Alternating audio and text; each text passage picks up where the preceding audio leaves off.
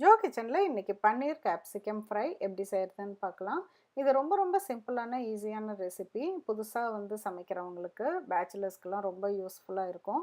கண்டிப்பாக இந்த வீடியோ பாருங்கள். பார்த்துட்டு please like, subscribe and share my channel. Don't forget to press the bell icon. Paneer capsicum ஃப்ரைக்கு ஒரு டேபிள் ஸ்பூன் கோகோனட் ஆயில் போட்டு சூடானதும் அதுக்கப்புறமேலு பொடியாக அரிஞ்சு வச்சுருக்க ஆனியன் போட்டு நல்லா வதக்கிக்கலாம். கீ போட்டாலும் ரொம்ப டேஸ்டியாக தான் இருக்கும். இப்போ கொஞ்சம் கலர் மாறி நல்லா வதங்கினதுக்கப்புறம் இது கூட ஒரு சின்ன டொமேட்டோ, அதுவும் இந்த அளவுக்கு கொஞ்சம் பெரிய பீசஸாக போட்டு வதக்கிக்கலாம். ரொம்ப டொமேட்டோ குழஞ்சி போகிற அளவுக்கு வதக்க வேண்டாம். அதுக்கப்புறம் ஒரு ஹாஃப் கேப்சிகமும் கொஞ்சம் பெரிய பீஸாக போட்டுக்கலாம்.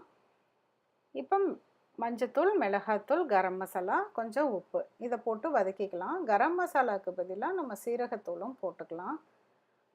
கேப்சிகம் ரொம்ப வேகக்கூடாது, குழஞ்ச மாதிரி கொஞ்சம் க்ரன்ச்சியாக இருந்தால் தான் சாப்பிட்றப்ப ரொம்ப நல்லாயிருக்கும்.